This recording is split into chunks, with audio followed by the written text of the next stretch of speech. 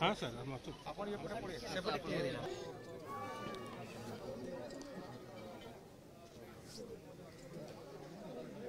आप सीधा सड़क चित्र देखिपे बर्तमान मुख्यमंत्री